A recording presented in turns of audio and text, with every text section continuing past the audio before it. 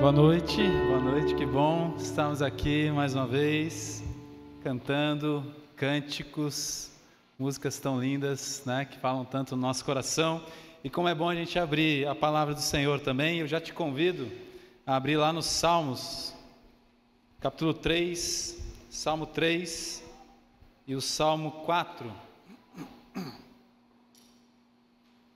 São salmos pequenos, não precisa ficar preocupado aí, ainda não está naquela sessão de salmos muito longos. Salmo capítulo 3 e o Salmo capítulo 4. Diz assim: Senhor, muitos são os meus adversários, muitos se rebelam contra mim, são muitos os que dizem a meu respeito, Deus nunca os salvará. Mas tu, Senhor, és o escudo que me protege, és a minha glória e me fazes andar de cabeça erguida. Ao Senhor clamo em alta voz, e do seu santo monte Ele me responde. Eu me deito e durmo, e torno a acordar, porque é o Senhor que me sustém. Não me assustam os milhares que me cercam. Levanta-te, Senhor. Salva-me, Deus meu. Quebra o queixo de todos os meus inimigos, arrebenta os dentes dos ímpios. Do Senhor vem o livramento, a tua bênção está sobre o seu povo. Agora o Salmo capítulo 4. Responde-me quando clamo, ó Deus, que me fazes justiça. Dá-me alívio da minha angústia, tem misericórdia de mim e ouve a minha oração. Até quando vocês, ó poderosos, ultrajarão a minha honra? Até quando estarão amando ilusões e buscando mentiras? Saibam que o Senhor escolheu o piedoso. O Senhor ouvirá quando eu o invocar. Quando vocês ficarem irados, não pequem ao deitar-se, reflitam nisso e aquietem-se. Ofereçam sacrifícios como Deus exige e confiem no Senhor. Muitos perguntam: quem nos fará desfrutar o bem? Faze, ó Senhor, resplandecer sobre nós a luz do teu rosto.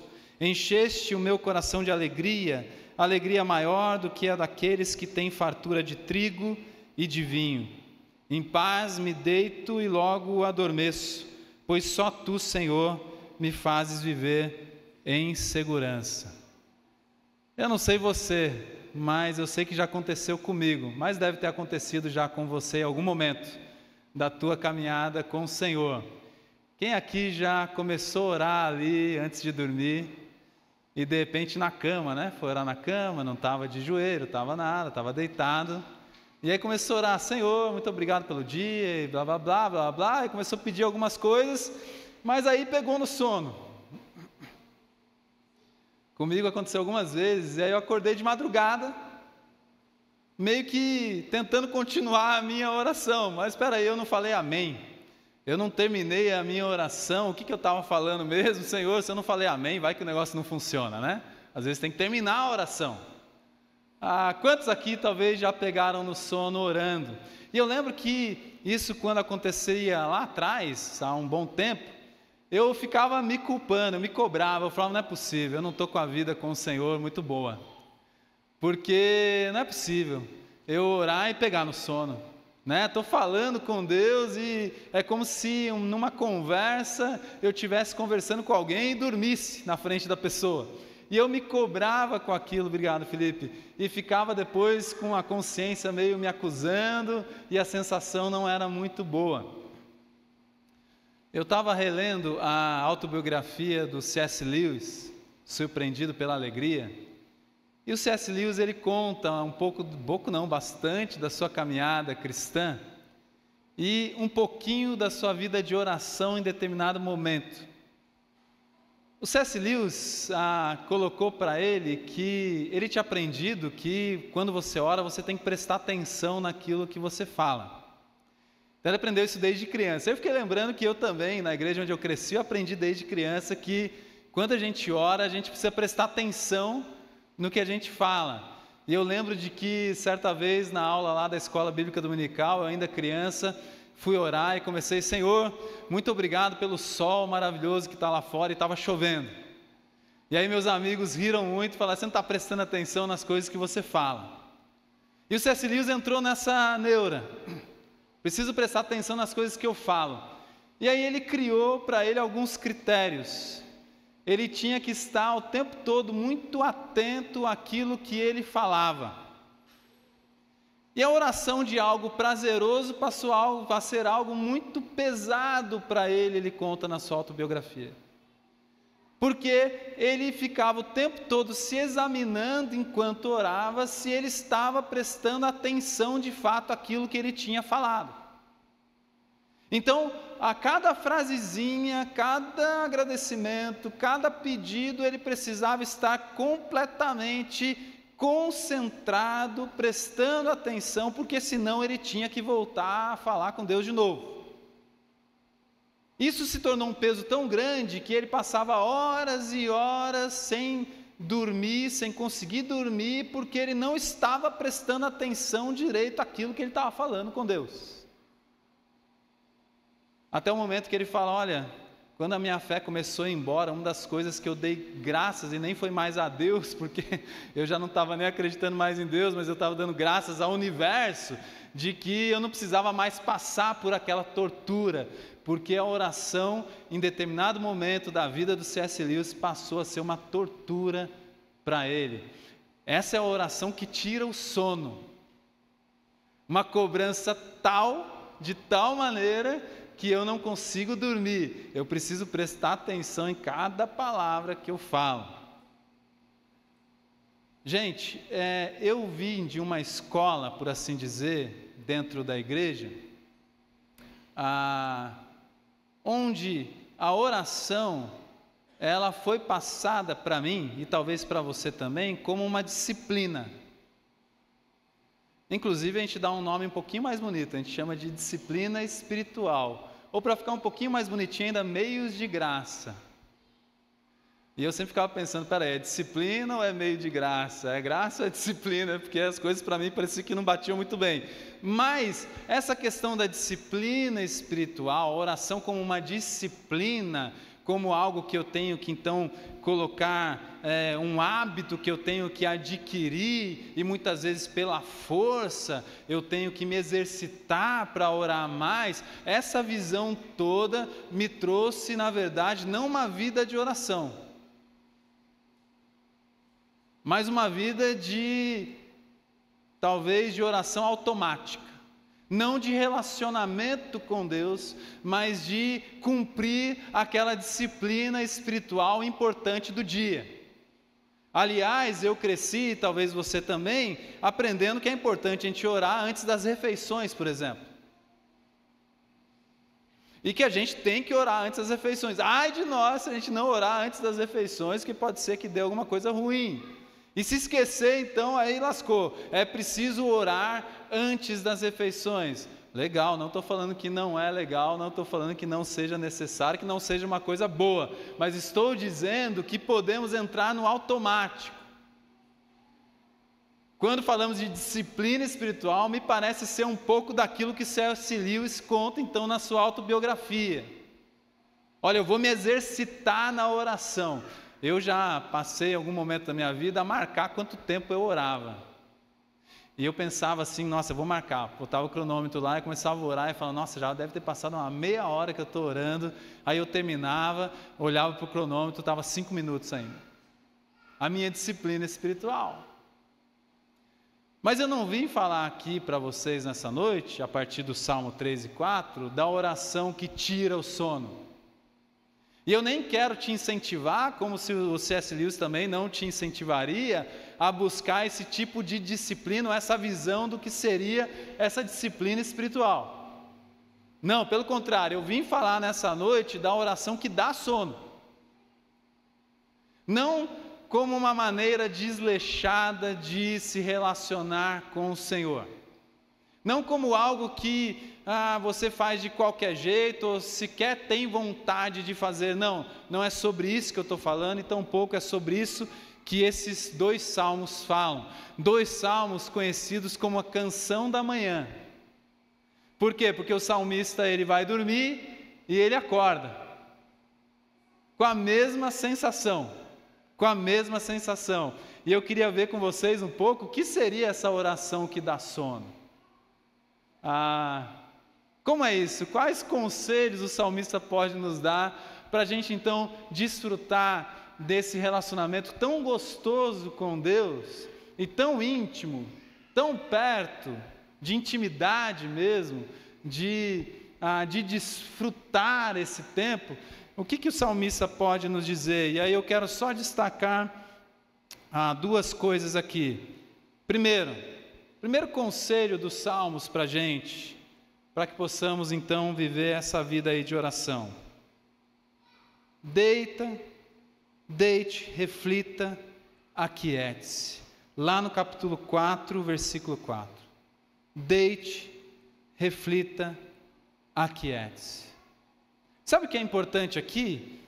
Davi está falando de inimigos. Davi está inclusive no primeiro salmo fugindo do seu filho Absalão. Imagina só uma situação tão complicada, o próprio filho perseguindo Davi, e Davi tendo que olhar nesse momento para o seu filho como um inimigo. E há uma série de coisas nesses salmos, inclusive orações imprecatórias, né? Coisa que, enfim, uma coisa daquele tempo, daquele momento, aonde Davi pede que Deus quebre a mandíbula dos seus inimigos. Nós vimos recentemente isso sendo usado no Brasil, no meio político, né? De uma maneira horrorosa, nada a ver, totalmente fora do contexto. Mas aqui, Davi, então, ele faz orações imprecatórias dentro daquele contexto, orações pedindo a Deus que destrua os seus inimigos. Enfim, é aquele momento, é o que está no coração de Davi. Davi está colocando para fora o que está no coração dele. Só que no Salmo 4 a gente já percebe o que Davi tem aprendido, e ele fala assim: quando vocês ficarem irados, não pequem. Quando vocês ficarem inquietos, agitados, aqui é a ideia de tremer mesmo, talvez de medo, de agitação, palpitação, tremedeira, ansiedade. A gente podia conectar hoje com o mundo ansioso que nós vivemos, talvez aquelas sensações que nós temos quando deitamos e estamos ansiosos, tremendo.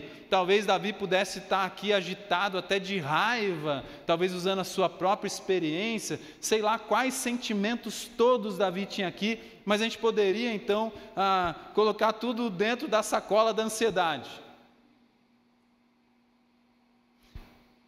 Davi fala: não pequem.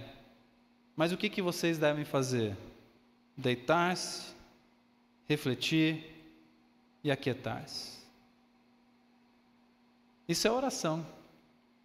Essa é a oração que dá sono. Quando as coisas estão ruins, circunstâncias ruins estão ao nosso redor, a capacidade que temos no Senhor, ao olharmos para o Senhor, ao sabermos quem Ele é, a percebermos a sua bondade, a sua mão, a gente pode se deitar, a gente pode refletir, pensar, acalmar o coração naquele momento e aquietar a nossa alma. Uma noite de sono não foi feita para a gente ficar se debatendo a noite inteira. Uma noite de sono não foi feita para a gente ficar acordada. A noite foi feita também para a gente dormir, para a gente descansar, para a gente poder repor as nossas energias para o próximo dia. Essa inquietação, essa tremedeira, essa ansiedade não resolverá os problemas do próximo dia. Não resolverá. Então Davi conclui na sua experiência que é melhor deitar, refletir, e talvez nesse momento de reflexão seja um momento importante para você e eu orarmos, enquanto a gente reflete sobre as circunstâncias, sobre os problemas, sobre as situações, mas também sobre as bênçãos incontáveis do Senhor, sobre tanto cuidado, tanto livramento. Mas enfim, independentemente das circunstâncias, é possível que a gente se deite, que a gente possa refletir e que possamos aquietar a nossa alma diante do Senhor. Esse é o primeiro conselho dos Salmos. E aí, se você já seguir esse primeiro conselho, eu também, é bem possível que você vai orar um tempo ali, é capaz que você durma no meio da oração. E quando você acordar no outro dia, você não vai acordar com a consciência pesada, porque você deitou, você refletiu, você aquietou a sua alma e descansou no Senhor, sabendo que o Senhor é bom, sabendo que o Senhor é Deus, sabendo que o Senhor dá livramento, que a palavra que aparece para alguns aí, salvação, o Senhor é o Deus que salva, que livra. Mas há um outro conselho interessante no Salmo 3, outra constatação, muito interessante, quando Davi diz lá no versículo 7, ele fala, levanta-te, Senhor. Aqui é um imperativo, é uma ordem. Não, Davi não está dando ordens a Deus, não é neste sentido, mas se você olhar um pouquinho antes, ele fala, eu me deito e durmo e torno a acordar, porque é o Senhor que me sustém. E quando ele fala, levanta-te, Senhor, é aquela confiança de que eu dormi e eu acordei, mas eu sei que o Senhor levantou antes de mim. A Bíblia diz que Deus sequer dorme, que enquanto a gente dorme, Ele trabalha. Mas aqui é para nós entendermos, para que a nossa alma aquiete-se. O Senhor, Ele está trabalhando. Se eu dormi, eu acordei. Se eu dormi, eu levantei. Eu tenho que ter a convicção de que Deus levantou e foi à minha frente. Pela bondade dEle. Então Davi diz, levanta-te, Senhor, salva-me, Deus meu. Age, Senhor. Ao mesmo tempo que Davi dá essa ordem ou faz esse pedido forte ao Senhor, ele descansa no Senhor, porque ele sabe que o Senhor levantou, ou melhor, Deus sequer deitou, mas Deus está à frente dele, Deus está cuidando de todas as situações, Deus está cuidando de tudo, de tudo. Alguém já disse, há um ditado que diz que se dá jeito para tudo na vida, menos para a morte. Mas esse ditado é mentiroso, porque até para a morte Deus deu jeito. Então, em última instância, se o que mais nos aflige é a morte, a gente pode dizer, mesmo em frente à morte, que o Senhor não parou de trabalhar e que o Senhor está à nossa frente, que Ele se levantou e foi à nossa frente, porque até para a morte, o Senhor já deu jeito em Cristo Jesus. A nossa esperança é uma esperança que é para além dessa vida aqui. A nossa esperança, ela rompe as barreiras da morte. O amor do Senhor nos envolve de tal maneira que nem a morte pode nos separar do seu amor. Nada nesse mundo, nada nesse universo pode nos separar do amor do Senhor. Por isso que aqui o salmista pode dizer, eu me deito e durmo. Aí no capítulo 4 ele fala, em paz me deito e logo pego no sono. Em paz me deito e logo adormeço, pois só Tu, Senhor, me fazes viver em segurança. Eu lembro da minha mãe citando esse salmo várias vezes, talvez orando para ela mesma, Senhor, me ajuda, eu quero deitar em paz e pegar no sono, sabendo que o Senhor é a minha segurança. Eu quero deitar, refletir, orar, aquietar a alma e pegar no sono e dormir aquela noite gostosa de sono, porque o Senhor, eu sei que o Senhor é quem me fazes viver em segurança. Gente, nós colocamos a nossa segurança em tantas outras coisas, ou lugares, ou pessoas. A gente tem mania de achar que a nossa segurança, por exemplo, é a nossa saúde. Aí perdemos a saúde, perdemos a segurança. Não, a nossa segurança está no Senhor, segundo o salmista. Nós temos a mania de pensar que a nossa segurança está no dinheiro. E aí, dinheiro se perde também. Aí perde o dinheiro, perde a segurança, perde tudo. Não, a nossa segurança está no Senhor. Talvez a nossa segurança esteja em alguma pessoa e, infelizmente, a vida é assim, pessoas estão morrendo.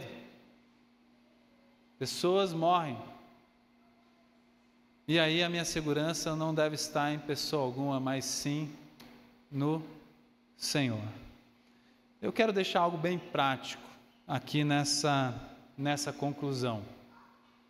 A primeira coisa é que não há uma oração errada. C.S. Lewis entrou numa neurose, se estava orando errado. Eu lembro também de entrar numa neurose se eu estava orando errado. Tem gente que acha que para orar tem que necessariamente estar de joelho, estar bem vestido. Tem gente que não ora se estiver pelado, por exemplo, tomando banho. Eu vou falar para você, banho é um lugar legal para orar. Aquela água acalmando e você consegue orar, é maravilhoso. Talvez o que você fala, tem gente que fala, eu não sei orar, eu não consigo falar tão bonito como a galera da igreja fala, eu não sei orar bonito, eu não sei me expressar bem com palavras, as minhas palavras não saem tão bonitas assim.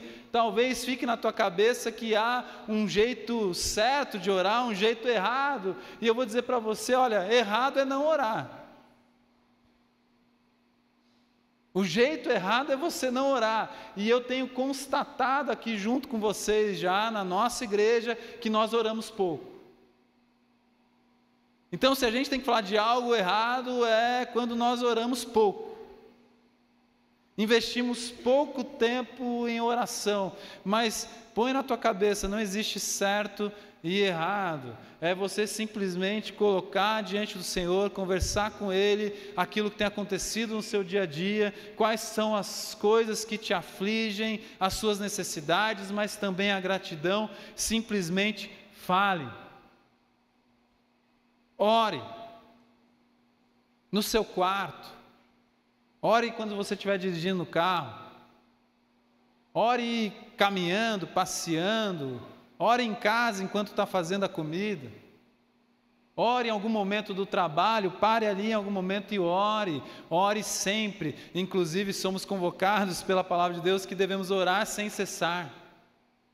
É a conexão. Eu não preciso parar, cruzar a mãozinha, como a gente ensina para as crianças ficarem um pouquinho mais quietinhas e se concentrarem, mas a gente já adulto, nós não precisamos cruzar as mãozinhas, parar e ter uma formalidade para orar. Não, é no coração, é na mente, é na nossa conexão com o Senhor, é um bate-papo com Ele, é falando com Ele, simplesmente ore, fale com o Senhor. Invista mais no tempo de oração, inclusive familiar. Chame mais sua família para orar. Aí vamos romper um pouco as barreiras da família, que já é legal, Chame mais sua família para orar. Maridos, chamem suas esposas, filhos para orar. Esposas, chamem seus maridos, filhos para orar. Filhos, chame os pais, pais, chame os filhos. Vamos orar mais, mas rompe um pouco isso. Quantas vezes nós procuramos irmãos, irmãs, amigos, amigas da vida para orar? Eu já contei aqui, o David até... Cadê o David? O David até parou um pouco com isso, mas ele orava comigo no WhatsApp.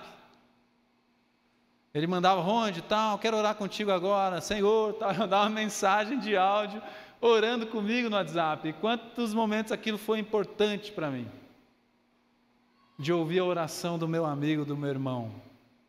Precisamos orar mais, não tem certo e errado, simplesmente ore. Orar é simples, gente, orar é muito mais simples do que parece, muito mais simples do que parece. Eu quero pegar um conselho também, uma constatação de Paulo, lá em Filipenses capítulo 4, abre lá por favor.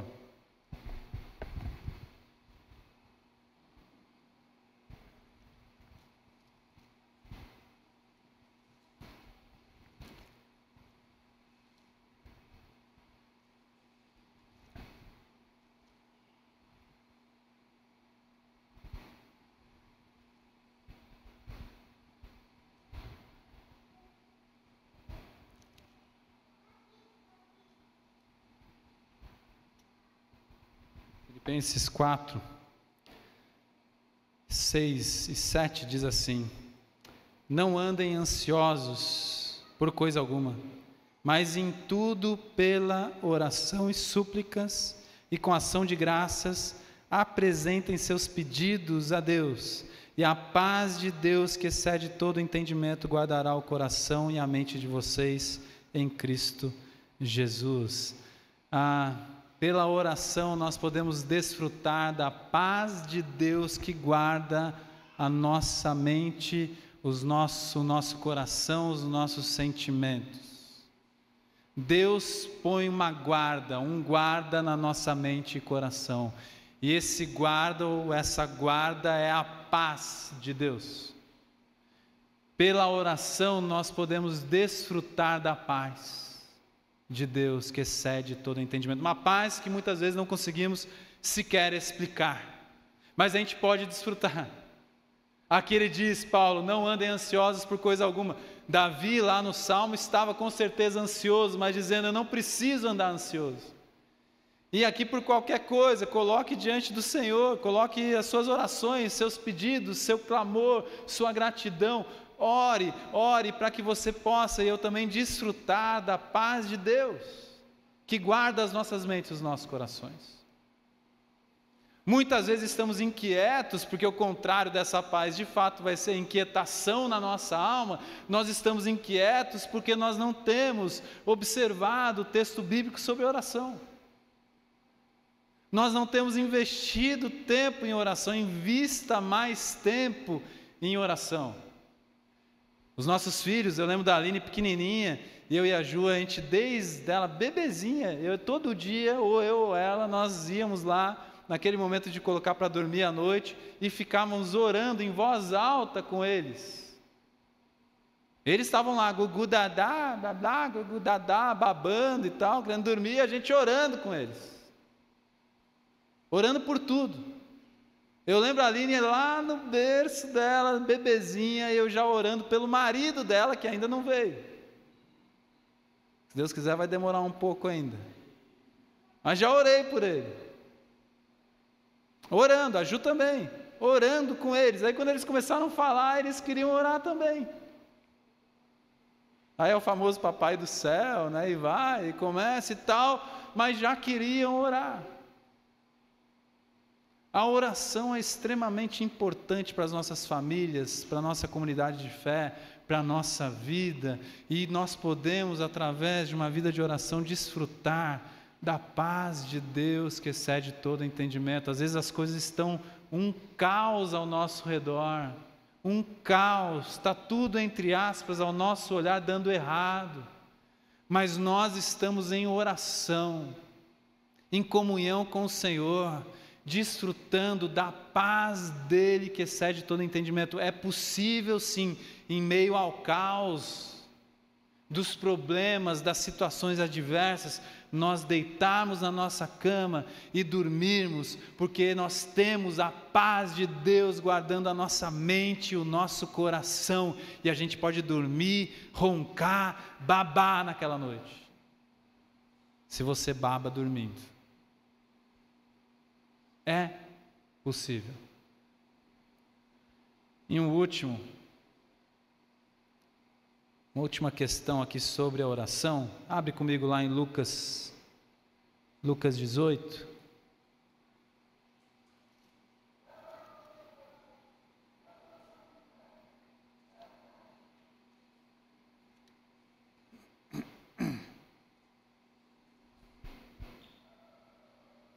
A partir do verso 1 diz assim: Então Jesus contou aos seus discípulos uma parábola, para mostrar-lhes que eles deviam orar sempre e nunca desanimar. Então o propósito dessa parábola que Jesus conta é para que os discípulos entendessem que deviam orar sempre e nunca desanimar. Ele disse: Em certa cidade havia um juiz que não temia a Deus, nem se importava com os homens.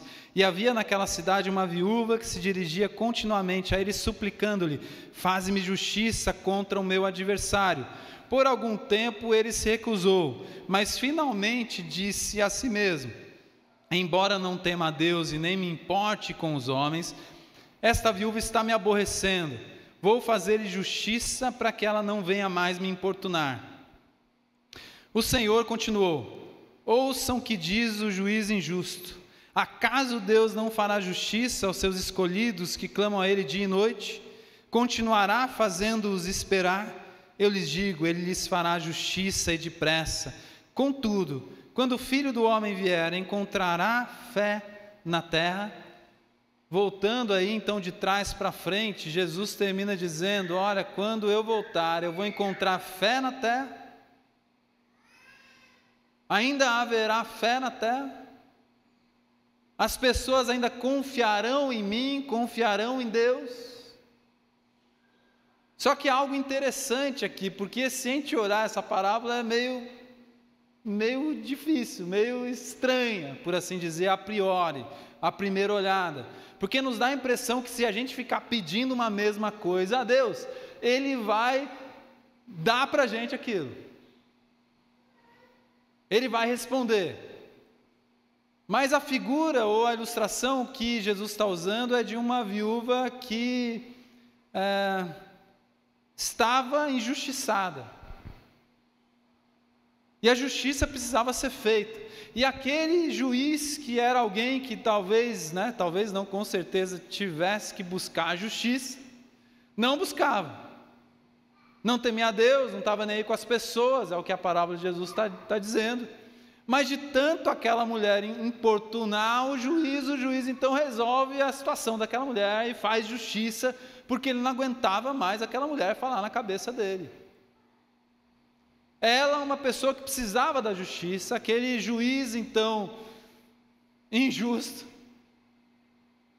que não estava nem aí com nada, nem com ninguém, de repente resolve então fazer justiça para ter sossego. Aí Jesus está falando: peraí, gente, se vocês entenderam a história, a ilustração que eu dei, comparem Deus com esse juiz injusto. Deus não é como esse cara aí. E na minha história, se esse juiz, pela importunação da mulher, pela insistência dela, pela persistência dela, ele atendeu, é óbvio que Deus, sendo justo, Ele está fazendo justiça. Deus ouve as orações de vocês. E aqui a gente volta para o propósito, que é que eles deviam orar sempre e nunca desanimar. Jesus em nenhum momento falou: olha, orem sempre e não desanimem, porque Deus vai fazer aquilo que vocês querem. Não tem essa última parte aí. Mas ele fala: orem sempre e não desanimem. Deus é o justo juiz. Deus é justo. Precisamos aprender um negócio. Nós somos muito meninos, meninas na vida de oração, muitas vezes, naquilo que pedimos ao Senhor. Nós queremos que Ele nos atenda. Nós não falamos ao Senhor: seja feita a tua vontade, faça a minha vontade, Senhor, e que a minha vontade seja a tua vontade, faça a minha vontade. Nós somos muito infantis nisso, nós somos como crianças que ainda não entendem, crianças que fazem birra muitas vezes, porque querem os seus pedidos atendidos. Mas não é sobre isso a vida de oração. A vida de oração não é sobre os nossos pedidos sendo atendidos. Deus não é um gênio da lâmpada, Deus não é alguém ali, um benfeitor que está ali falando: não, pode pedir, o que você gostaria? Deus não é um Papai Noel, Deus não está lá, então, todo Natal: fulano quer isso, vou dar para ele, ciclano quer, vou dar para ele, ele pediu não sei o quê. Deus não funciona assim, não é sobre aquilo que a gente quer. A oração não é para a gente usar como um cartão de crédito ou débito, um cartão que você vai lá e passei o cartão, Senhor, agora o Senhor tem que me dar aí o que eu paguei. Com a oração. Não é sobre isso. Mas nessa intimidade, nessa vida de oração, o Senhor trabalha em nós. Ao persistirmos em orar, Deus trabalha em nós. Olha lá para o Salmo 3 e 4, Davi quer quebrar a mandíbula dos seus inimigos. Davi quer destruir todo mundo. Davi quer que Deus mate os seus inimigos. Só que no Salmo 4, Davi começa a perceber que não é sobre revidar, não é sobre vingança. Aliás, a Bíblia diz que a vingança pertence ao Senhor. Não é sobre pagar o mal com o mal. Inclusive as Escrituras dizem que não é assim que funciona. Você faz o bem quando alguém te faz mal. Inclusive Jesus vai falar que em relação aos inimigos, você deve amar os seus inimigos e orar em favor deles e não contra eles. Não, Jesus, ele não diz lá, olha, realmente, faça as orações imprecatórias, peçam a Deus que destrua os seus inimigos, que eles se deem mal. Olha, gente, que tem de crente que se delicia quando vê um inimigo, uma inimiga se dando mal no emprego, por exemplo. Ah, fulana perdeu o emprego, mas nossa, tão gostoso de ver isso. Mereceu. Bem feito para ela. Bem feito para ele. Nós temos um povo evangélico no Brasil que parece que quer destruir os inimigos. E às vezes inimigos imaginários. Nem reais. Mas estão aí delirando nas suas teorias de conspiração, e estão lá querendo destruir, e que Deus destrua os inimigos. Não é mais sobre ir fazer discípulos de todas as nações, batizando-os em nome do Pai, do Filho e do Espírito Santo. Não é mais sobre ir amar o próximo como a si mesmo. Não é mais sobre ir pregar o Evangelho a toda criatura, mas é sobre destruir, morte a eles.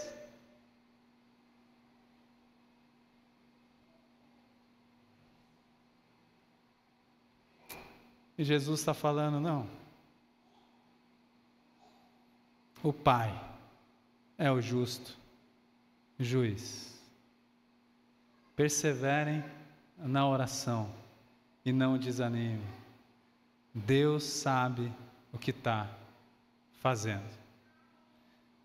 Nem sempre é fácil. Nem sempre é fácil. Na verdade, na maioria das vezes não é fácil. Situações adversas, injustiças, né? Quando a gente se sente injustiçado em alguma situação, aquilo dói demais. Perdas, às vezes irreparáveis até para nós. Traições que a gente sofre, quebra de relacionamentos, ofensas, coisas difíceis, mas em oração é possível nós sermos tratados pelo Senhor dentro do nosso coração, da nossa alma. É possível em oração nós aquietarmos a nossa alma e dormirmos muito bem, obrigado. Descansarmos, porque nós sabemos que o Senhor é a nossa segurança. Gente, isso só é possível mesmo num relacionamento.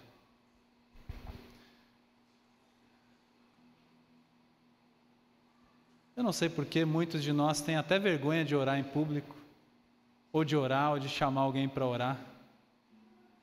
Orar deveria ser uma das maiores marcas nossas. Aliás, era uma das grandes marcas do Senhor Jesus. Que para nutrir, manter o seu relacionamento com o Pai, Ele ia para lugares isolados, montanhas, jardins, para orar. Para orar.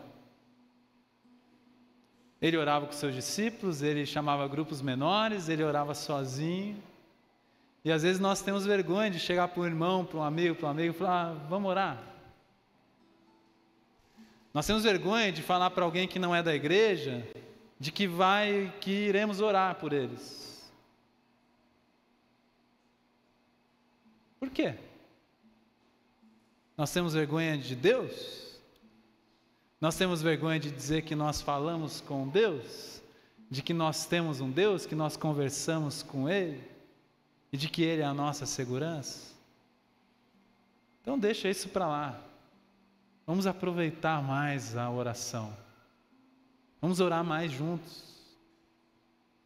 Vamos convidar mais pessoas para a gente orar. Vamos fazer rodas de conversa e oração. Vamos desfrutar mais, porque assim nós desfrutaremos da paz de Deus que excede todo entendimento. E também assim nós continuaremos perseverantes, entendendo que o Senhor é bom e que o seu amor dura para sempre.